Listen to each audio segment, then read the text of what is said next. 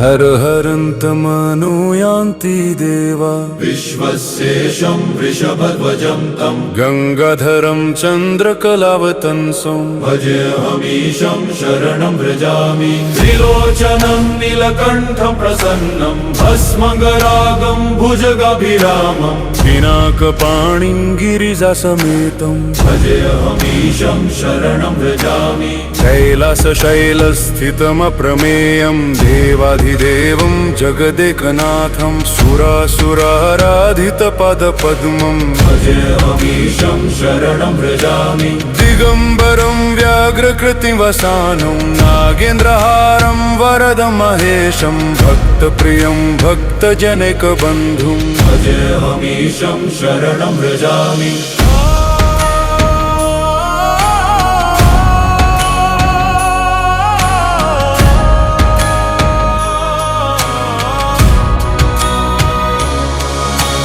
कालान्तकं कालकालं कृपालुं भवाभिपोतं भवभीतिहारम् आनन्दकन्दं हृदि भावयन्तं भजेऽहमीशं शरणं व्रजामि शिवं शान्तं शाश्वतं शुद्धमेकं निर्गुणं ब्रह्मस्वरूपं वरेण्यं सर्वेश्वरं सर्वहितं दयालुं भजेऽहमीशं शरणं व्रजामि उमापतिं विश्वपतिं सुरेशं जगन्निवासं हृदयैकगम्यं वेदान्तवेद्यं परमं पवित्रं भजेऽहमीशं शरणं व्रजामि हराष्टकं यः पठते मनुष्यः भक्त्या समायुक्तमनः सदैव शिवस्य लोकं स लभेत शीघ्रं भुक्तिं च मुक्तिं च लभेत नूनम् हरं हरन्तमनुयान्ति देवा विश्वस्येशं वृषभध्वजं तं गङ्गाधरं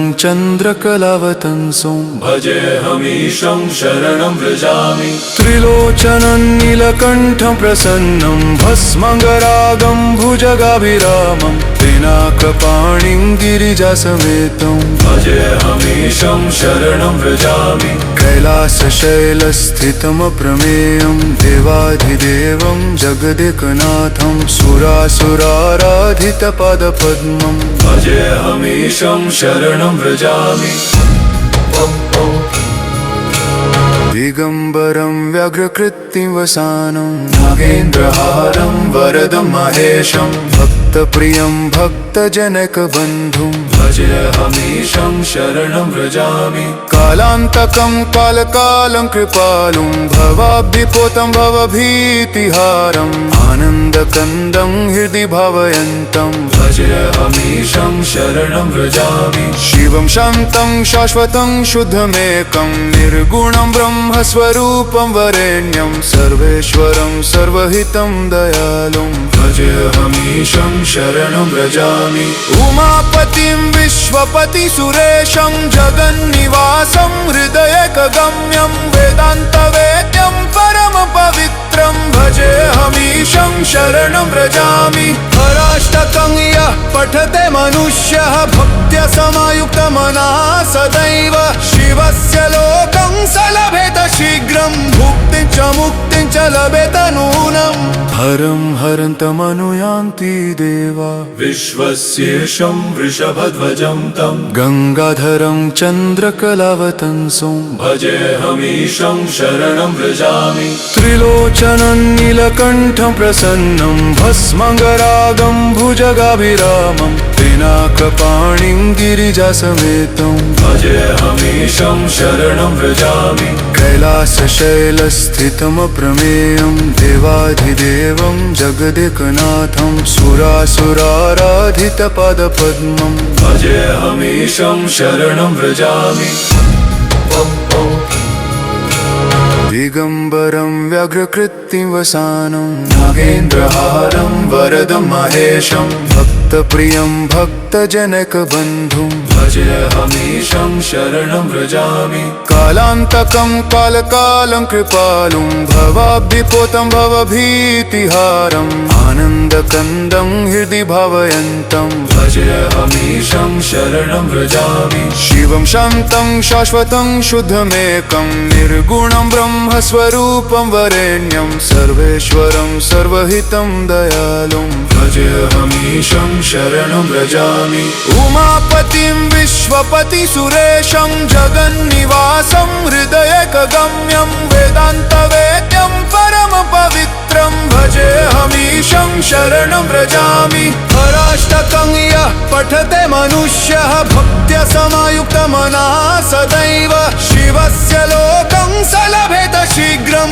भुक्तिं च मुक्तिं च लभेत नूनम् हरं हरन्तमनुयान्ति देवा विश्वस्येशं वृषभध्वजं तं गङ्गाधरं चन्द्रकलावतंसं भजेऽहमीशं शरणं व्रजामि त्रिलोचनं नीलकण्ठं प्रसन्नं भस्मङ्गरागं भुजगाभिरामं पिनाकपाणिं गिरिजासमेतं भजेऽहमीशं शरणं व्रजामि कैलासशैलस्थितमप्रमेयं देवाधिदेवं जगदेकनाथं सुरासुराराधितपादपद्मं भजेऽहमीशं शरणं व्रजामि दिगम्बरं व्याघ्रकृत्तिं वसानं नागेन्द्रहारं वरदं महेशं भक्तप्रियं भक्तजनकबन्धुं भजेऽहमीशं शरणं व्रजामि कालान्तकं कालकालं कृपालुं भवाब्धिपोतं भवभीतिहारम् आनन्दकन्दं हृदि भावयन्तं भजेऽहमीशं शरणं व्रजामि शिवं शान्तं शाश्वतं शुद्धमेकं निर्गुणं ब्रह्मस्वरूपं वरेण्यं सर्वेश्वरं सर्वहितं दयालुं भजेऽहमीशं शरणं व्रजामि उमापतिं विश्वपतिसुरेशं जगन्निवासं हृदयकगम्यं वेदान्तवेद्यं परमपवित्रं भजेऽहमीशं शरणं व्रजामि हराष्टकं यः पठते मनुष्यः भक्त्या समायुक्तमनः सदैव शिवस्य लोकं स लभेत शीघ्रं भुक्तिं च मुक्तिं च लभेत नूनम् हरं हरन्तमनुयान्ति देवा विश्वस्येशं वृषभध्वजं तं गङ्गाधरं चन्द्रकलावतंसं भजेऽहमीशं शरणं व्रजामि त्रिलोचनं नीलकण्ठं प्रसन्नं भस्मङ्गरागं भुजगाभिरामं पिनाकपाणिं गिरिजासमेतं भजेऽहमीशं शरणं व्रजामि कैलासशैलस्थितमप्रमेयं देवाधिदेवं जगदेकनाथं सुरासुराराधितपादपद्मं भजेऽहमीशं शरणं व्रजामि दिगम्बरं व्याघ्रकृत्तिं वसानं नागेन्द्रहारं वरदं महेशं भक्तप्रियं भक्तजनकबन्धुं भजेऽहमीशं शरणं व्रजामि कालान्तकं कालकालं कृपालुं भवाब्धिपोतं भवभीतिहारम् आनन्दकन्दं हृदि भावयन्तं भजेऽहमीशं शरणं व्रजामि शिवं शान्तं शाश्वतं शुद्धमेकं निर्गुणं ब्रह्मस्वरूपं वरेण्यं सर्वेश्वरं सर्वहितं दयालुं भजेऽहमीशं शरणं व्रजामि उमापतिं विश्वपतिसुरेशं जगन्निवासं हृदयकगम्यं वेदान्तवेद्यं परमपवित्रं भजेऽहमीशं शरणं व्रजामि हराष्टकं यः पठते मनुष्यः भक्त्या समायुक्तमनः सदैव शिवस्य लोकं स लभेत शीघ्रं भुक्तिं च मुक्तिं च लभेत नूनम् हरं हरन्तमनुयान्ति देवा विश्वस्येशं वृषभध्वजं तं गङ्गाधरं चन्द्रकलावतंसं भजेऽहमीशं शरणं व्रजामि त्रिलोचनं नीलकण्ठं प्रसन्नं भस्मङ्गरागं भुजगाभिरामं पिनाकपाणिं गिरिजासमेतं भजेऽहमीशं शरणं व्रजामि कैलासशैलस्थितमप्रमेयं देवाधिदेवं जगदेकनाथं सुरासुराराधितपादपद्मं भजेऽहमीशं शरणं व्रजामि दिगम्बरं व्याघ्रकृत्तिं वसानं नागेन्द्रहारं वरदं महेशं भक्तप्रियं भक्तजनकबन्धुं भजेऽहमीशं शरणं व्रजामि कालान्तकं कालकालं कृपालुं भवाब्धिपोतं भवभीतिहारम् आनन्दकन्दं हृदि भावयन्तं भजेऽहमीशं शरणं व्रजामि शिवं शान्तं शाश्वतं शुद्धमेकं निर्गुणं ब्रह्मस्वरूपं वरेण्यं सर्वेश्वरं सर्वहितं दयालुं भजेऽहमीशं शरणं व्रजामि उमापतिं विश्वपतिसुरेशं जगन्निवासं हृदयकगम्यं वेदान्तवेद्यं परमपवित्रं भजेऽहमीशं शरणं व्रजामि हराष्टकं यः पठते मनुष्यः भक्त्या समायुक्तमनः सदैव शिवस्य लोकं स लभेत शीघ्रं भुक्तिं च मुक्तिं च लभेत नूनम् हरं हरन्तमनुयान्ति देवा विश्वस्येशं वृषभध्वजं तं गङ्गाधरं चन्द्रकलावतंसं भजेऽहमीशं शरणं व्रजामि त्रिलोचनं नीलकण्ठं प्रसन्नं भस्मङ्गरागं भुजगाभिरामं पिनाकपाणिं गिरिजासमेतं भजेऽहमीशं शरणं व्रजामि कैलासशैलस्थितमप्रमेयं देवाधिदेवं जगदेकनाथं सुरासुराराधितपादपद्मं भजेऽहमीशं शरणं व्रजामि दिगम्बरं व्याघ्रकृत्तिं वसानं नागेन्द्रहारं वरदं महेशं भक्तप्रियं भक्तजनकबन्धुं भजेऽहमीशं शरणं व्रजामि कालान्तकं कालकालं कृपालुं भवाब्धिपोतं भवभीतिहारम् आनन्दकन्दं हृदि भावयन्तं भजेऽहमीशं शरणं व्रजामि शिवं शान्तं शाश्वतं शुद्धमेकं निर्गुणं ब्रह्मस्वरूपं वरेण्यं सर्वेश्वरं सर्वहितं दयालुं भजेऽहमीशं शरणं व्रजामि उमापतिं विश्वपतिसुरेशं जगन्निवासं हृदयकगम्यं वेदान्तवेद्यं परमपवित्रं भजेऽहमीशं शरणं व्रजामि हराष्टकं यः पठते मनुष्यः भक्त्या समायुक्तमनः सदैव शिवस्य लोकं स लभेत शीघ्रं भुक्तिं च मुक्तिं च लभेत नूनम् हरं हरन्तमनुयान्ति देवा विश्वस्येशं वृषभध्वजं तं गङ्गाधरं चन्द्रकलावतंसं भजेऽहमीशं शरणं व्रजामि त्रिलोचनं नीलकण्ठं प्रसन्नं भस्मङ्गरागं भुजगाभिरामं पिनाकपाणिं गिरिजासमेतं भजेऽहमीशं शरणं व्रजामि कैलासशैलस्थितमप्रमेयं देवाधिदेवं जगदेकनाथं सुरासुराराधितपादपद्मं भजेऽहमीशं शरणं व्रजामि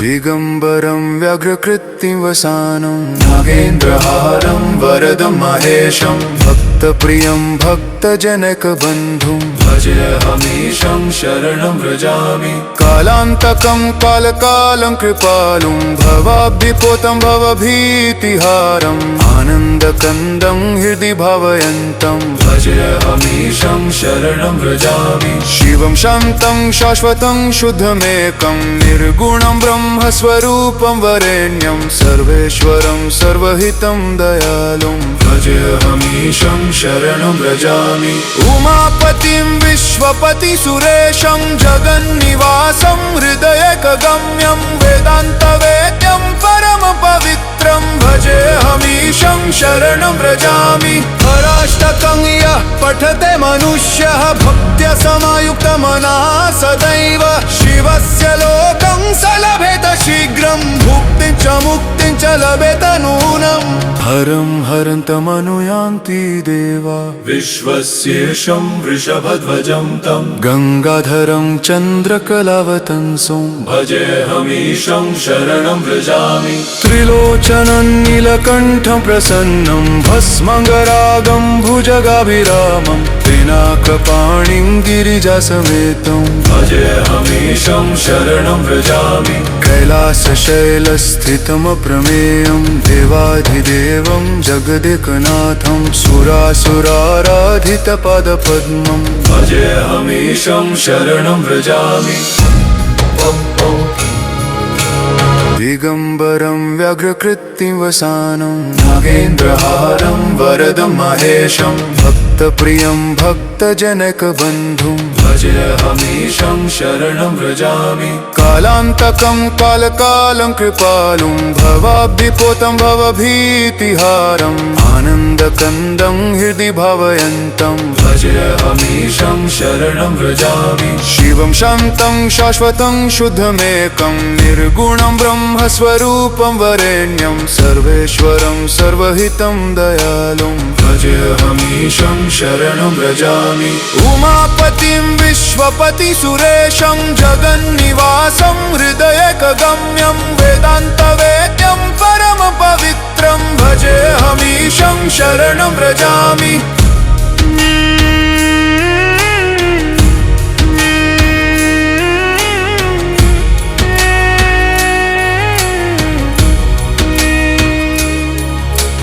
हराष्टकं यः पठते मनुष्यः भक्त्या समायुक्तमनः सदैव शिवस्य लोकं स लभेत शीघ्रं भुक्तिं च मुक्तिं च लभेत नूनम्